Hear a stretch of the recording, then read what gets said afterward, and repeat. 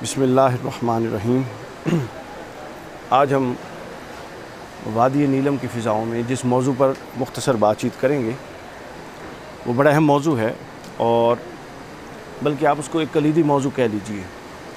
عصر حاضر میں دینی مسائل اور وہ لوگ جو دین کے حوالے سے اہل فکر ہیں، اہل دانش ہیں، غور و فکر کرتے ہیں، ان کے لیے یہ ایک بڑا اہم مسئلہ ہے۔ اور وہ مسئلہ یہ ہے کہ ہمارے ہاں دو اصطلاحات رائج ہیں، ایک اصطلاح ہے دین اور ایک اصطلاح ہے مذہب۔ یہ بڑا تباہ کن کام ہوا ہمارے ہاں کہ دین کی جگہ پر مذہب کی اصطلاح رائج ہو گئی، اور وقت گزرنے کے ساتھ ساتھ پورے کے پورے تصور دین کو مسخ کر کے جو اتنا بڑا سمندر تھا اس کو چھوٹی سی ندی ایک مذہب کی صورت اختیار کر دیا گیا۔ اور جب سے پھر دنیا میں یہ ریولوشن آیا کہ پوری دنیا ایک ولیج کی صورت اختیار کر گئی، اور مغرب کا تسلط اور مغرب کی فکر کا تسلط، پھر جب دوسری زبانوں میں اس کی ٹرانسلیشنز ہوئیں تو ریلیجن کا لفظ استعمال ہونے لگا دین کی جگہ پہ، حالانکہ وہ دین کی پوری عکاسی نہیں ہے۔ تو اہم بات یہ ہے کہ مذہب کیا ہے اور دین کیا ہے۔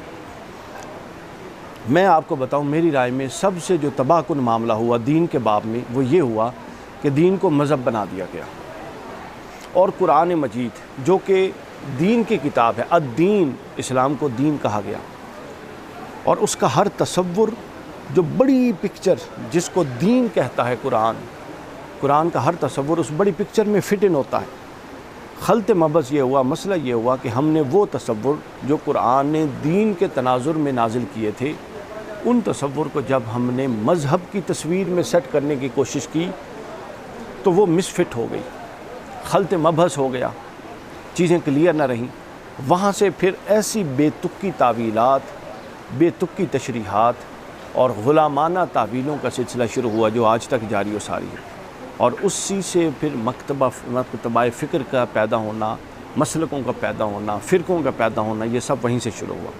سب سے پہلے یہ سمجھ لیجئے کہ مذہب کیا ہوتا ہے۔ مذہب میں 3 چیزیں شامل ہوتی ہیں۔ فرید صاحب توجہ فرمائیں، مذہب میں 3 چیزیں شامل ہیں۔ پہلی بات یہ ہے کہ مذہب بندے کا خدا سے ذاتی تعلق کا نام ہے۔ اب اس تعلق کا تعین ہی کوئی نہیں ہے۔ عرض میں یہ کر رہا ہوں کہ مذہب نے کیا خرابیاں کی اور دین اصل میں کیا تھا۔ تو مذہب کہتے اس سے ہیں جس میں 3 چیزوں کا لحاظ رکھا جاتا ہے، بس۔ دین بہت وسیع ہے۔ مذہب میں پہلی چیز یہ خدا سے ذاتی تعلق، دنیا کے ہر مذہب میں یہ پایا جاتا ہے۔ اچھا، اب ذاتی تعلق کی نوعیت کا تعین ہی نہیں ہے۔ آپ کسی کے پاس جائیں وہ کہے گا جی مجھے اس طرح سے سکون آتا ہے رب سے تعلق بنانے میں۔ دوسری چیز جو مذہب میں پائی جاتی ہے وہ ہے کہ جو رب سے ذاتی تعلق بنانا ہے وہ تعلق بنے گا بذریعہ عبادت۔ آپ بتائیں دنیا کا کوئی مذہب ہے جہاں عبادت کا تصور نہ ہو؟ ہر مذہب میں ہے۔ تو گویا ہر مذہب اپنے طور پہ عبادت بھی کر رہا ہے۔ اور تیسری جو چیز ہے مذہب میں، وہ مذہب کا مدار ذاتی نجات پر ہے۔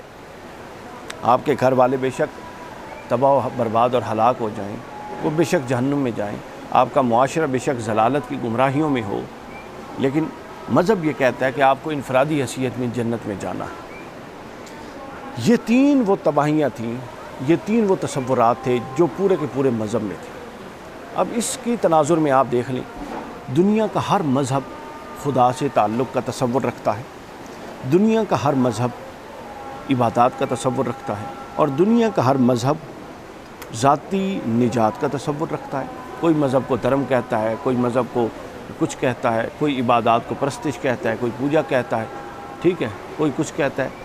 لفظ بدلتے جائیے، تصور یہی ہے۔ اب یہ ہوا کیا؟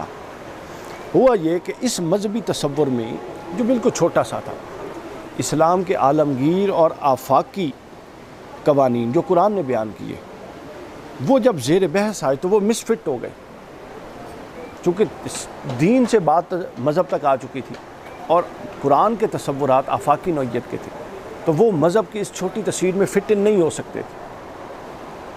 اب اس ضرورت کے احساس پہ ہمیں یہ چاہیے تھا، اہل علم کو چاہیے تھا کہ واپس مذہب سے دین کا سفر شروع کرتے، لیکن ستم بالائے ستم یہ ہوا کہ مذہب سے دین کا سفر شروع کرنے کی بجائے قرآن کی ایسی تفسیریں اور ایسی تشریحات کا سلسلہ شروع ہو گیا کہ پورے کے پورے آفاقی تصورات کو آپ دین کے خانے سے اٹھا کے مذہب میں لانے کی کوشش کی گئی، اور صرف اس لیے ہوا کہ مذہب کو جسٹیفائی کیا جائے۔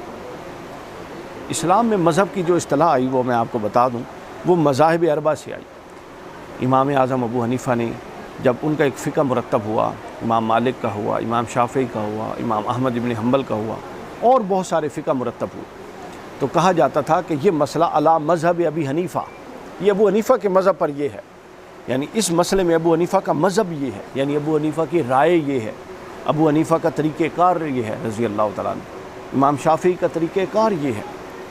تو وہ ایک پورے دین کے ایک ٹکڑے میں ایک فرد اور ایک امام کا جو نقطہ نظر تھا وہ مذہب تھا، اور دین تو ایک کمپلیٹ کوڈ آف لائف تھا۔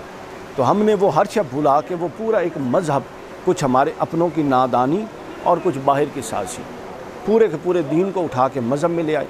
اب وہ چیزیں میچ ہی نہیں ہوتی، قرآن کچھ کہتا ہے اور ہم کچھ چاہتے ہیں۔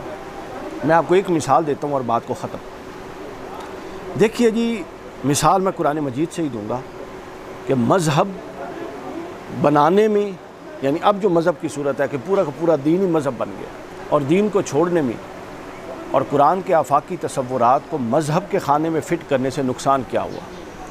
نماز کی مثال لے لیتے ہیں۔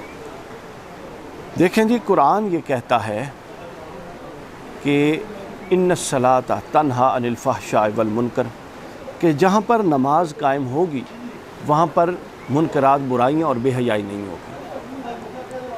مذہب ہمیں اس طرف لے گیا کہ نماز بھی قائم ہو رہی ہے اور کثرت سے نمازی بھی پیدا ہو رہی ہیں، اور منکرات اور فواحش کی بھی بہتات ہو رہی ہے، آئے روز یہ بڑھ رہی ہے۔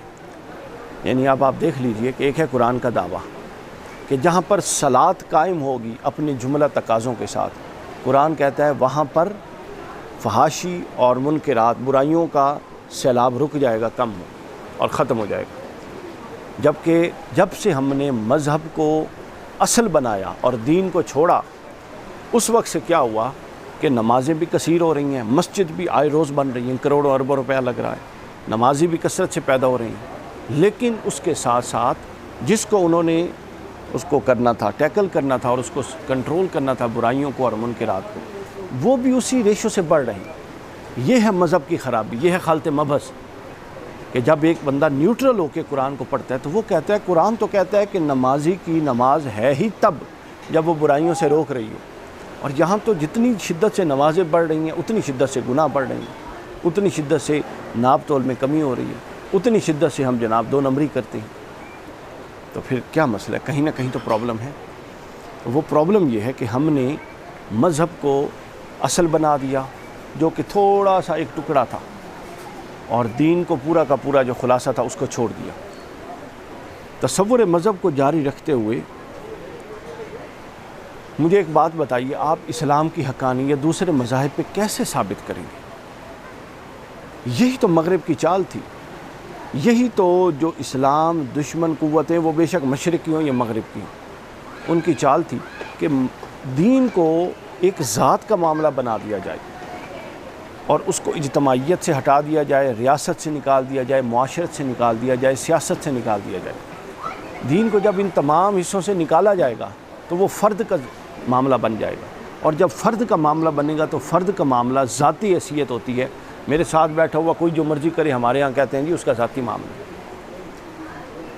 تو یہی تو اصل مسکنسیپشن ہے۔ ہم نے جبراً کسی کو دین کی طرف نہیں لانا، لیکن تصور کو واضح رکھنا ہے کہ یہ کبھی بھی اسلام کا، قرآن کا تصور ذاتی معاملے کا نہیں ہے، بلکہ ایک وہ پورے کے پورے معاشرے کا دین ہے، پوری کی پوری ریاست کا دین ہے، سیاست کا دین ہے، معاشرت کا دین ہے۔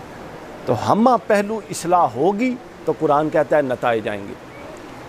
جزوی اصلاح ہوگی، مثلا جس طرح میں نے نماز کی مثال دی، ہم اچھے نمازی پیدا بھی کر رہے ہیں، اگر ان میں جھوٹ نہیں چھڑوا رہے، اگر ان کو ناپ تول میں کمی نہیں چھڑوا رہے، اگر ان کو بزنس میں فراڈ نہیں چھڑوا رہے، اگر ان کو معاشرے میں ایک دوسرے کے ساتھ ظلم کرنا نہیں چھڑوا رہے، تو گویا چونکہ ہمہ جہت خیر نہیں آ رہی، تو ایک آپ ٹب لے لیجئے، اس کے اندر 5-6 پائپ لگا لیجئے، ایک پائپ سے اگر خیر بھی آ رہی ہے اور 5 پائپوں سے آپ گندگی اندر ڈالیں تو کیا خیال ہے خیر کتنی ایک مؤثر رہے گی؟ یہ معاملہ کیا جا رہا ہے دین کو مذہب کے رنگ میں ڈال کے. اور میں عرض کر رہا تھا اگر دین کو مذہبی کے رنگ میں ڈالنا ہے تو بتائیے آپ کے پاس کیا دلیل ہے کہ آپ یہودیت سے، عیسائیت سے، ہندو مت سے یا دنیا کے کسی بھی مذہب سے اسلام کی فوقیت ثابت کریں؟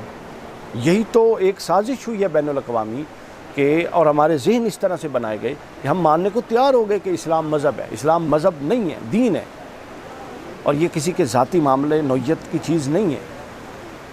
تو یہی اصل تباہی ہوئی.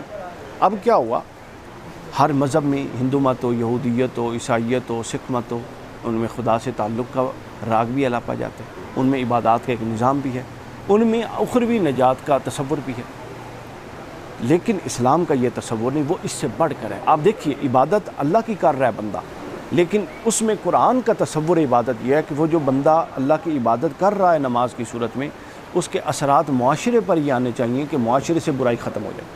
یعنی عبادات کے اثرات معاشرے پر اور معاشرے کے اثرات شخصیات پر، یہ دونوں مل کے چلیں گے تو وہ پورا کا پورا تصور ہوگا. اور جب تک ہم جہت خیر کے پہلو سامنے نہیں آتے اس وقت تک ہم اس کو کبھی بھی صحیح نتائج کی طرف نہیں جا سکتے. بے شک ہم ایک آدھ جہت اس کی سیدھی بھی کر لیں، بلکہ وہ جو ہم ایک آدھ جہت سیدھی کریں گے وہ حقیقتاً سیدھی بھی نہیں ہوگی، بلکہ وہ حقیقتاً ہمارے تصور کے اندر نقص اور خامیاں. چونکہ اب ہمارے ہاں دین کا تصور یہ بن چکا ہے کہ اگر کوئی اچھا نمازی ہے، کسی کی داڑھی ہے، تو سر پہ ٹوپی رکھتا ہے تو وہ شریف آدمی ہے، باقی اس کے ذاتی عمل ہے یار وہ جو کرتا پھر. یعنی ہم نے دو الگ الگ نہریں چلا دی ہیں، ادھر تقویٰ کی نہر، ادھر بدی کی نہر، اور کہتے ہیں وہ اپنی جگہ یہ اپنی جگہ. ایسا نہیں ہے، ایسا ہرگز نہیں ہے. تو ایک ہی چیز چل سکتی ہے. اس طرح قرآن نے کہا کہ ہم نے تمہیں دونوں رستے دکھا دی، اب ایک رستے کا انتخاب انسان نے خود کرنا. اور پھر قرآن ہی نے کہا کہ اللہ نے تمہیں رستے دکھا دیے، اب وہ دیکھ رہا ہے کہ تم میں سے کون ایمان لاتا ہے اور کون کفر کرتا ہے. اگلا معاملہ اختیاری ہے. تو لہٰذا اس تصور کو نوجوان خاص طور پہ واضح رکھیں کہ مذہب کی غلط فہمی میں کبھی نہیں آنا. اسلام کے لیے کبھی لفظ مذہب استعمال نہیں کرنا. مذہب بہت چھوٹی چیز ہے اور اسلام کے لیے لفظ دین ہے. اس کی وجہ کیا ہے؟ مذاہب فقہ وجود میں آئے، ان کو اتنی حیثیت دے دی گئی کہ اسلام اور دین کی جگہ مذاہب فقہ کو ہم نے اصل دین سمجھ لیا. پھر فقہ مذاہب تصوف وجود میں آئے، سلسلہ تصوف، ان کو اتنی اہمیت دے دی گئی کہ ان کو ہم نے اصل سمجھ لیا اور اسلام کو ہم نے پس پش ڈال دیا. اس کے بعد پھر فکری عقائد اور تصورات، جس کو متکلمین کے کہتا ہے کام کہتی، وہ تصور وہ وجود میں ہم نے ان کو اتنی اہمیت دی کہ ان کو اصل چیز سمجھ لی اور اسلام کا پس پش ڈال دیا. ہم یہ نہیں سمجھے کہ یہ ساری چیزیں اسلام کے آفاقی تصورات کی مختلف تعبیریں ہیں، اور انہی تعبیروں سے اسلام آگے پھیلا ہے اور ان کو تعبیروں ہی کی سطح پہ رکھنا ہے. متکلمین کی تعبیرات نہ ہوتی تو عقائد میں صحیح و سکم واضح نہ ہوتا، فقہا کی تعبیرات نہ ہوتی تو عبادات و اعمال میں صحیح و سکم واضح نہ ہوتا، صوفیاء کی تعبیرات نہ ہوتی تو تزکیہ نفس میں اور جو رضائل باطنی ہیں اس میں صحیح و سکم واضح نہ ہوتا. تو ان لوگوں نے تو اپنی اپنی کنٹریبیوشن کی. اب ہوا یہ کہ ہمارے ہاں چونکہ تنگ ذہن کے لوگ آ گئے، کسی کا زیادہ رجحان فقہ کی طرف تھا، اس نے سوچا کہ سارا کچھ ہی فقہ ہے. کسی کا زیادہ رجحان تصوف کی طرف تھا، اس نے باقی سب کا انکار کر دیا. کسی کا زیادہ رجحان عقائد کی طرف تھا، اس نے باقی دو کا انکار کر دیا. انسان کی شخصیت مکمل ہی تب ہوتی ہے کہ یہ سب سے اوپر عقل ہے، اس میں فکر ٹھیک ہو، اس کے نیچے دل ہے، اس میں آپ کا تزکیہ نفس اور تصوف کی اصل روح پائی جائے، اور اس کے بعد آپ کا بدن ہے جو عبادات اور فقہ اسلامیہ کے مطابق چلے. تو یہ پوری کی پوری اسلام کی شخصیت کی تعبیر کے کام تھے. اب ہم نے ٹکڑوں کو پکڑ لیا، اور آپ ذہن میں رکھیے ایک ٹکڑا کبھی بھی پورا انجن کا کام نہیں کرتا، وہ ٹکڑا ہی رہتا ہے. تو لہٰذا میں دوبارہ عرض کر رہا ہوں، نوجوان کبھی بھی اس چکر میں مت پڑیں کہ مذہب کیا ہے. اسلام کے لیے لفظ مذہب گناہ سمجھ لیں. اسلام کے لیے لفظ اسلام الدین ہے جو قرآن نے استعمال کیا، اور اسلام کا ہر تصور، قرآن کا ہر تصور آفاقی ہے جو دین ہی کی تصویر میں فٹ ان ہوتا ہے. اس پر انشاءاللہ اگر اللہ کو منظور ہوا تو اگلی کسی نشست میں مزید بات چیت بھی کریں گے.